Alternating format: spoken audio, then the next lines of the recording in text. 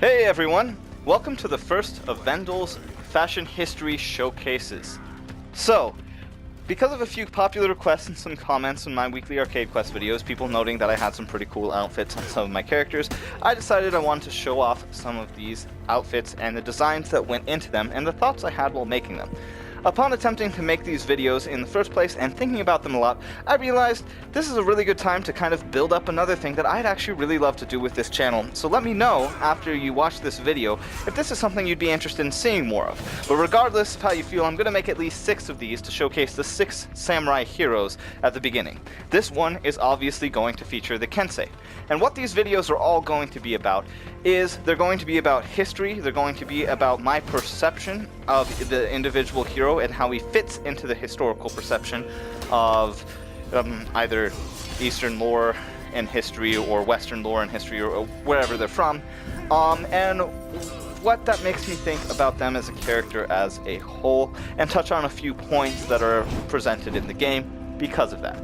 Additionally, I'm also going to give overviews of the outfits, how I designed them, what actually went into the decisions that I made. I'll also talk briefly about feats, perks, executions, and a very, very light touch segment on emotes. But one of the core concepts of these videos, well, I'm showing a variety of different gameplay and, visuals about the hero, is the history. So for example, with the Kensei, there's a lot of cool things to talk about when it comes to his inspiration, especially with his most recent set of outfits that give him a Kabuki-styled theme. These are going to bring up all sorts of different discussions about what culture was like during the Tokugawa period. And I should say, I'm doing all of these discussions entirely impromptu because I don't want them to be, anything overly scholarly, but at the same time, do understand that I do have some experience with history. I have personally worked in the study and uncovering of certain scrolls that have never before been studied, that are like over 300 years old, worked with teams in actually doing writing about these documents and what they could actually mean for the modern age or for our perceptions of the past, and a variety of different things. This is not necessarily what I do for work now, it's what I do as a hobby, but it is something that I did as work a little earlier in my life and a little earlier in my career path. Currently, just in case you were wondering, I'm a web developer. But history, theology, study of the very different religions are something I have an extremely great passion for. Growing up, my dad was a theologian, and as a theologian, he had me read all sorts of varied books of scripture. You name a book of scripture and from any culture, and I'll bet you I've read more of it than most people you know.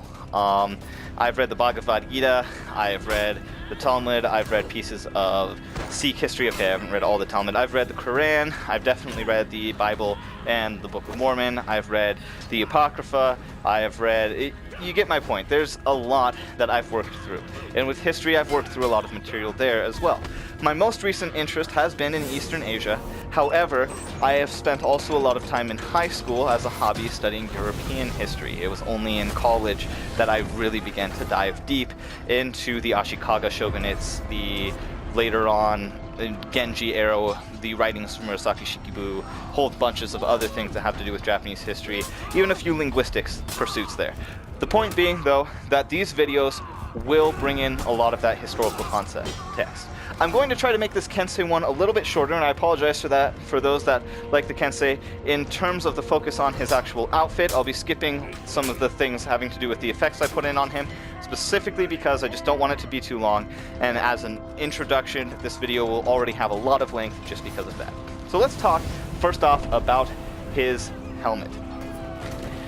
So, he has a couple different choices for style of helmet. There are 3 kind of categories in my personal opinion.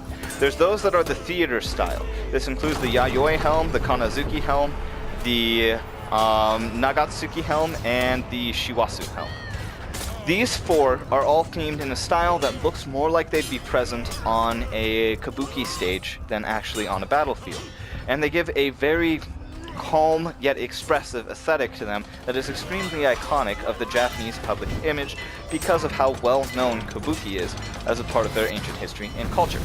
The most iconic of those masks would certainly be the Kanazuki helm, but for me the red hair was not something that always worked with his color scheme choices, and therefore it wasn't the one I chose to go with. Rather, I went with the Yayoi. I do not like the Shiwasu helm because of the forced color palettes on the face, and the Nagasaki helm is a little too feminine. It dates back to its potential inspirational origins to more of the Genji era, the early eras around like 1000 CE, during the time where white face paint and black teeth and some other very weird habits were what the Japanese people consider beautiful. The other type of helmets are his samurai helmets. These ones I like for the most part in terms of the actual helmet and face guards design. However, I take issue a little bit with the facial hair. The Japanese people have always been fairly hairless when it comes to body hair, and they actually tended to have at different points in their history a negative disposition towards hairy people, including the Ainu that lived on their northern islands, which they termed as hairy barbarians for a time. This is interesting because you see beards on these, and maybe they would be intended because of the fear they might inspire of the hairy barbarians, but the Ainu weren't really looked that way. They weren't really looked at as warlike people, so that seems really unlikely to me. I just don't like the use of hair, the mustaches, and the beards so much on the helmets because I don't think it actually fits my image of the Japanese culture. And then the third type of helmet, are these ones that have kind of like this rhino bill on the front, the big forward piece. I'm not really sure where these ones came from, but I like that the masks are simple, terrifying, and definitely have that kind of scary yokai Japanese monster feel to them. And those make these masks particularly fun. Moving on to the jackets, there's a couple different types of jackets that he has available. He has the ones that I call Kabuki themed. That also takes some inspiration from maybe woodblock prints. I'm not really sure where the makers of the game first took their inspiration, but anyways, these definitely are theatrical. Then there's the jacket style, or long jacket style, of Kensei armor. Then finally there's the pieces of armor that have no jacket. And it's kind of just those three categories. One thing that you're going to hear me talk about a lot in all these videos is how much I hate spikes. Spikes are terrible, they're not feasible, they wouldn't actually work in most armor. The Kensei crouches down and moves and dodge rolls, and guess what? His coat would get caught on those. It wouldn't work, it would tear it up, I hate spikes on armor. It's just stupid. I can't stand. Anyways, moving on.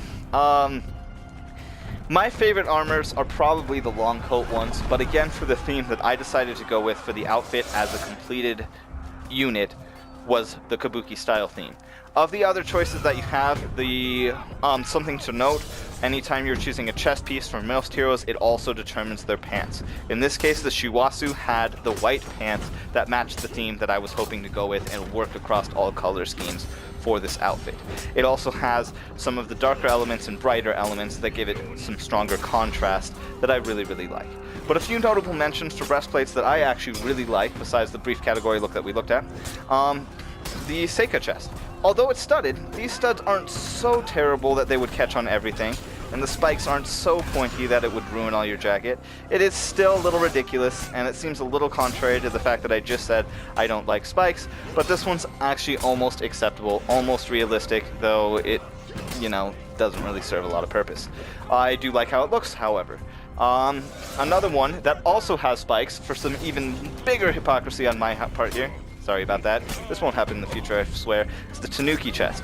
I don't personally like this chest, like I said, because of the spikes, but oh man, is it thematic.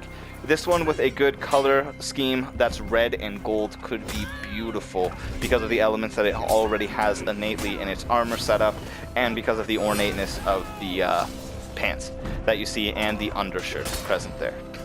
And then finally, I really like the Rinken chest. If I was to do a long coat one, this would probably be the one I went with. I don't like the forced flower embroidery on the garb, but I do really like the brown wood, I do really like the green pants, and I do really like the look of it overall. And this one is probably my second favorite, just barely underneath the Shiwasu outfit that I'm using up here. Moving on to his arms, you have basically two choices. You can have shoulder pads or you can have no shoulder pads. Shoulder pads being the more common choice, but shoulder pads almost always and invariably having, again, too much spikes or studs on them. This is why I favor the non-shoulder pads. Of the non-shoulder pads, the Shiwasu arms are my favorite because they are the cleanest looking and there's less wear and tear on them than the others of the Kabuki style that I've talked about later, or the shoulder padless style. Now, as far as the shoulder pads go, shoulder pads are definitely something you would see on Japanese armor, meant to defend them from being shot in the back by arrows. This is actually really interesting because it relates back to some of their earlier history when they fought on horseback with longbows. We'll talk about that more in the Orochi video, however, so I don't want to get into it now.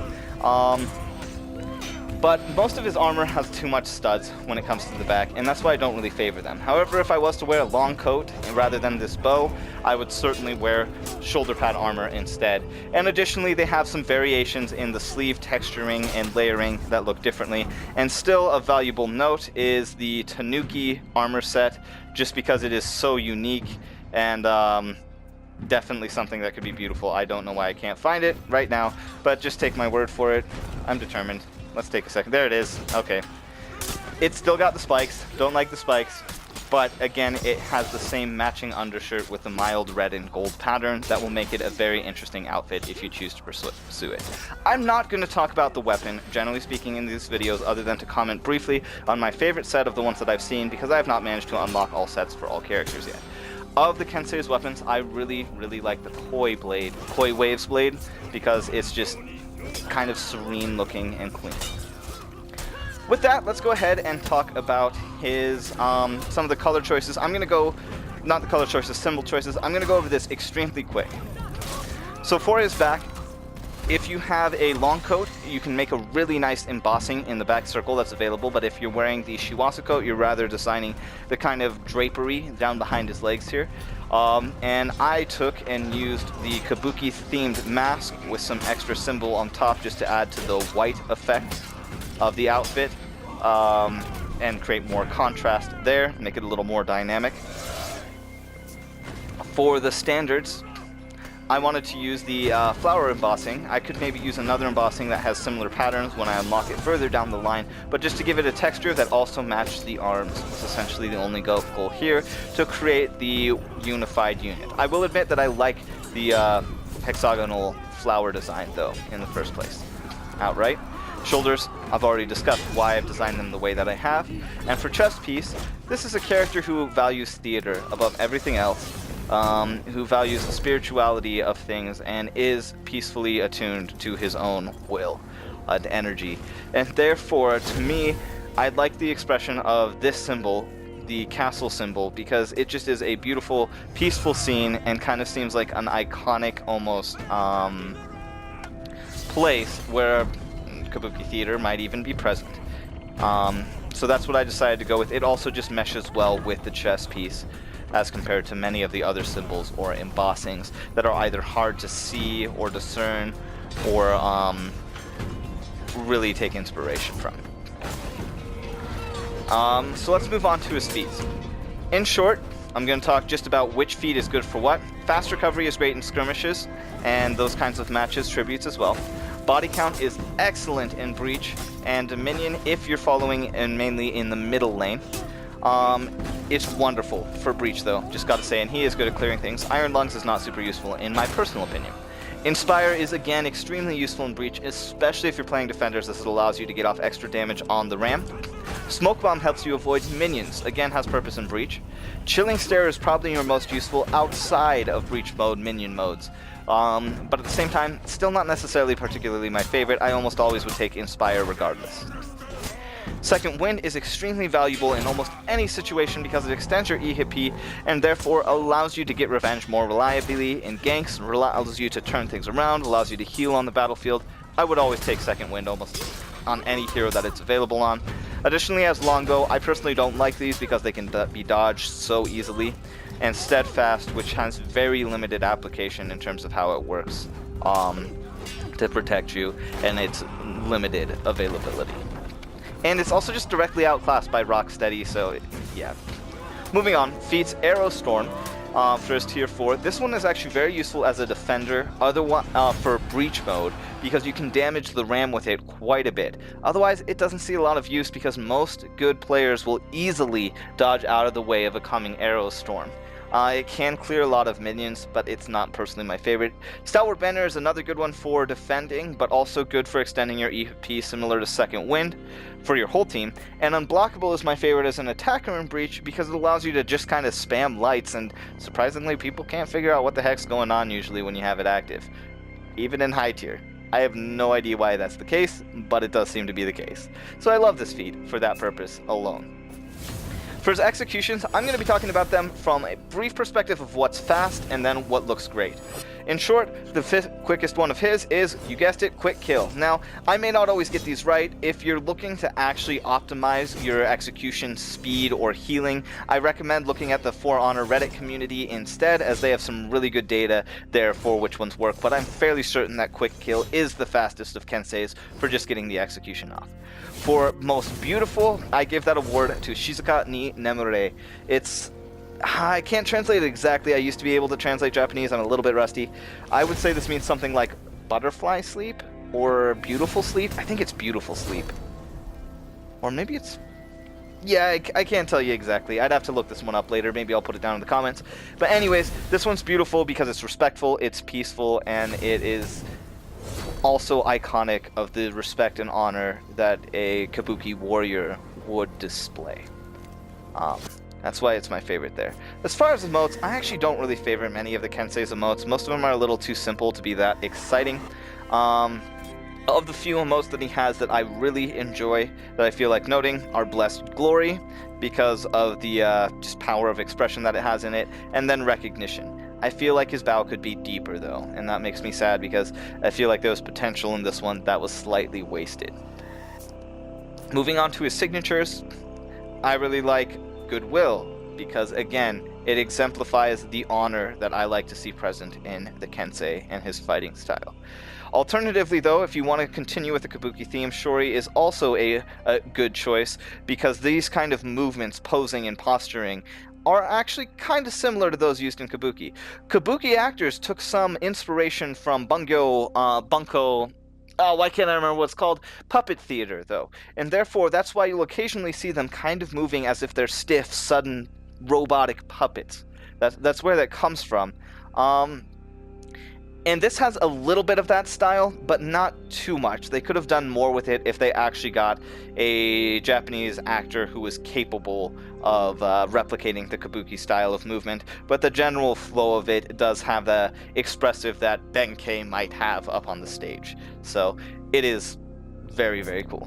I like that one a lot too. Let's talk also briefly about his perks, and then we'll wrap up the video.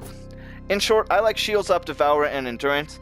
I'm not going to explain exactly why. You can look to For Honor's Reddit community for more information about this, for the ones that I don't choose. But the reason I like Shields Up, Endurance, and Devour are Shields Up is just always a solid 15 health bonus. It is better in comparison to things like Headhunter because it's guaranteed and you have it at the beginning of the match and it always is functional. Devour I like because with Devour you get to heal an extra 15 health, and with things like quick kills or quick executions that are important in Breach mode, Devour is exceedingly helpful at maintaining or sustaining your survivability. Endurance is just that little bit of a stamina perk. It's constant, and that's the reason I prefer it over some others in terms of how it operates. It gives you a always stable gain that doesn't require you to act in any sort of critical health or scary moments or change your playstyle too much. Therefore, Shields Up, Devour, and Endurance are the perks of choice in my opinion. So with that, we've now talked about everything that I wanted to go over about the Kensei. We've talked a little bit about the Ainu, we've talked a little bit about Kabuki theater. All of these things have been in brief, and if you're interested in hearing more about these things or having some more in-depth understanding of them and how they relate to these characters, to the garments or the robes that they use, because there is really some interesting expression here as well with the bow and this symbol of its kami worship that's associated with, or nature worship that's associated with such things as this giant rope. But if not, then just don't mention it, I guess. With that, we'll just go ahead and close. I'll be making these videos, like I said, here and there. I expect to get about 2 of them out every week, maybe a little more than that. I may have mentioned it at the beginning of the video, I'm not really sure. But anyways, they'll be coming out in due time. Look forward to my weekly quest video that will be coming out tomorrow though, because I will still be doing that. With that, that about sums up everything. So, Vendel out.